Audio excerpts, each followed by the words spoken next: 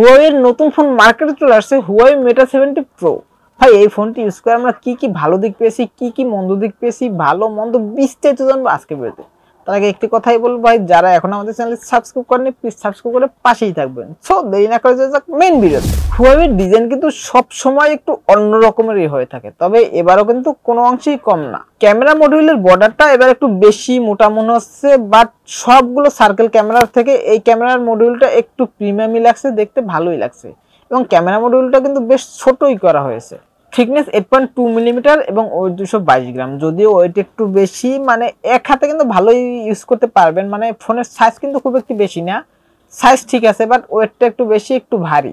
এবং IP68/9 দুটো রেটিংই রয়েছে, যার কারণে পানির ছিটে ফোটা এবং পানিতে যদি চুবিয়েও রাখেন বা হাত থেকে পানির ভিতরে পড়েও যায় তাহলেও পানি ঢুকবে না, কোনো ক্ষয়ক্ষতি হবে না।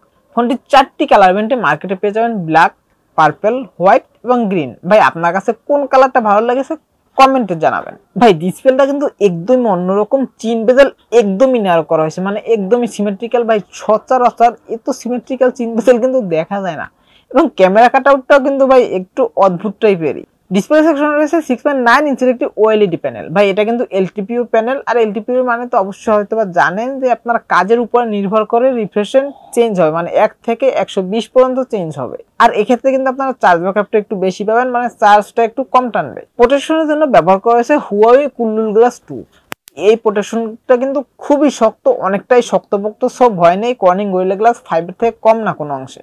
এবং 1.5K রেজুলেশনের ডিসপ্লে এবং পিক ব্রাইটনেসও কিন্তু যথেষ্ট ভালো পাবেন। মানে ইনডোরে ভালো ব্রাইটনেস তো পাবেনই, আউটডোরে ডিরেক্ট সানলাইটেও ব্রাইটনেসের কোনো ঘাটতি মিলবে না। এবং ভাই অনেকের একটি প্রশ্ন থাকে, ভাই প্রসেসর হিসেবে কি ব্যবহার করেছে। ভাই এটাতে প্রসেসর হিসেবে ব্যবহার করেছে Kirin 9020 প্রসেসর। র্যাম অনেকগুলো ভ্যারিয়েন্টেই পেয়ে যাবেন, 12512, 12256 এবং সর্বোচ্চ ভ্যারিয়েন্টটি পেয়ে যাবেন 12-র সাথে 1TB পর্যন্ত।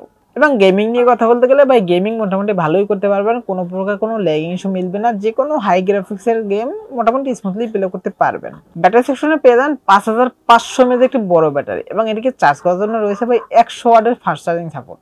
সো বুঝতে পারছেন কতটা দ্রুত চার্জ করতে পারবেন ভাই। এবং আরেকটা দুর্দান্ত বিষয় আছে, 80 ওয়াটের ওয়্যারলেস চার্জিং সাপোর্ট পেয়ে যাবেন। মানে ওয়্যারলেস চার্জার দিয়ে এত দ্রুত চার্জ করতে পারবেন, মানে এটা আগে ভাবা ছিল না, এটাই দেখিয়েছে, অনেক দ্রুতই চার্জ করতে পারবেন। এবং আরো পেয়ে যাবেন 20 ওয়াটের রিভার্স ওয়্যারলেস চার্জিং, এবং সাথে আরো পেয়ে যাবেন 18 ওয়াটের reverse watt charging. Watt charging মানে ভাই কেবল দিয়ে আপনি চার্জ করতে পারবেন অন্য ফোনে, আর রিভার্স ওয়্যারলেস চার্জিং মানে ওয়্যারলেস চার্জিং সিস্টেম দিয়ে আপনি এই ফোন দিয়ে অন্য ফোনকে চার্জ করতে পারবেন। সাইড মাউন্টেড ফিঙ্গারপ্রিন্ট সেন্সর রয়েছে, যেটা খুবই ফাস্ট এন্ড একুরেট, মানে টাচ করার সাথে সাথে আনলক হয়ে যাচ্ছিল। রিয়ার প্যানেল কিন্তু দুর্দান্ত সেটআপ রয়েছে ভাই, ট্রিপল ক্যামেরা সেটআপ পেয়ে যাবেন। মেইন শুটারটি রয়েছে 15 মেগাপিক্সেল শুটার, এবং সাথে পেয়ে যাবেন 40 মেগাপিক্সেল আলট্রা শুটার, এবং সর্বশেষ পেয়ে যাবেন 40 মেগাপিক্সেল টেলিফটো সেন্সর।